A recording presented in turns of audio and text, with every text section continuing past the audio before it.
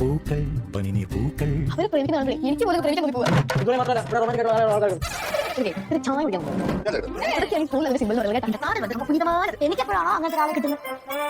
കുടിക്കാൻ ഹായ്, അങ്ങനെ നമ്മുടെ ഉപ്പുമുളകിൻ്റെ പുതിയ പ്രമോ എത്തിയിട്ടുണ്ട്. ഒരു കിടുക്കാച്ചി പ്രമോയാണ്. പ്രേമത്തിന് ഒരു നിരോധനാജ്ഞ, അതാണ് അവർ കൊടുത്തിരിക്കുന്ന ഹെഡ്ലൈൻ.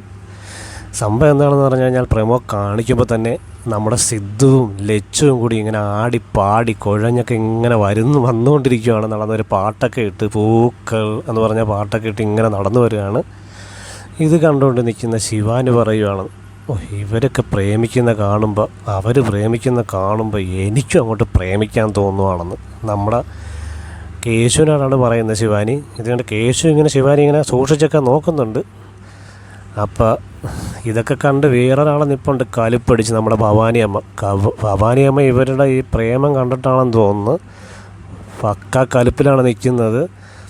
പിന്നെ നമ്മുടെ പാറക്കുട്ടിയും ശിവയും എല്ലാവരും കൂടി ഇരിക്കുമ്പോഴത്തേക്ക് പാറക്കുട്ടിയും പറയുന്നുണ്ട്, എനിക്കെങ്ങനെയാണോ ഇവരെ പോലെ ഒരാളെ കിട്ടുന്നത്, അതായത് സിദ്ധുവിനെ പോലെ ഒരാളെ കിട്ടുന്നതെന്ന് പാറക്കുട്ടിയും പറയുന്നുണ്ട്.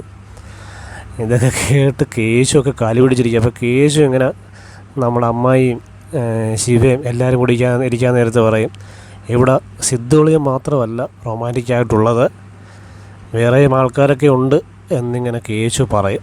അത് കേട്ട് അമ്മായിയൊക്കെ ചിരിയോട് ചിരിയുക. കേശുവിൻ്റെ ഡയലോഗ് കേട്ടിട്ടാണ് അവർ ചിരിക്കുന്നത്.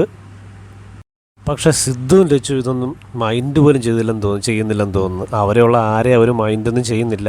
അവർ വലിയ റൊമാൻറ്റിക്കൊക്കെ ആയിട്ട് ഭിത്തിയിൽ ചാരി നിൽക്കുന്ന ലച്ചു ഇങ്ങനെ ചായ കുടിക്കണം, എനിക്കൊരു ചായ കുടിക്കണമെന്നൊക്കെ ഇങ്ങനെ തോന്നുന്നു നമ്മുടെ സിദ്ധുവിനോട് പറയുന്നത്. അപ്പോൾ സിദ്ധു പറഞ്ഞ പറയും, ഞാൻ ചായ ഇട്ട് തരട്ടെ എന്ന് ചോദിക്കുന്നു. അപ്പോൾ അത് കേൾക്കുമ്പോഴത്തേക്ക് ലച്ചു ഓ വേണം എന്ന് പറയുന്നു. അങ്ങനെ അവർ സിദ്ധു ചായയൊക്കെ ഇട്ട് കൊടുക്കുന്നുണ്ടാവും. അതൊന്നും കാണിക്കുന്നില്ല, പ്രമോയിലില്ല, നമുക്ക് എപ്പിസോഡിലുണ്ടാവും.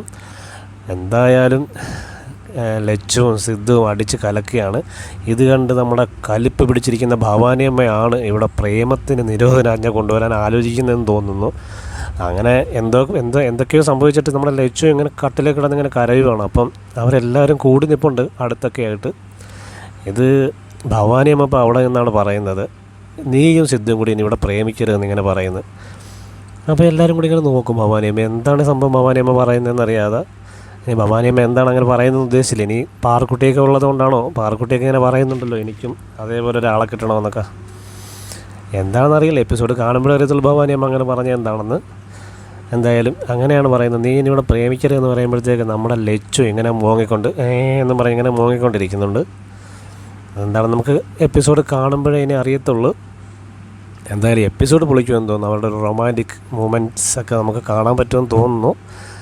നമ്മുടെ ലച്ചും സിദ്ധുവുമായിട്ടുള്ള ഒരു അടിപൊളി റൊമാൻറ്റിക് ആയിരിക്കാം എന്ന് നമുക്ക് വിചാരിക്കുന്നു. അവരെപ്പോഴും റൊമാൻറ്റിക്കൊക്കെ അവർ ചെയ്തോടെ അതൊക്കെ നല്ല വിജയിച്ചിട്ടൊക്കെ ഉണ്ട്.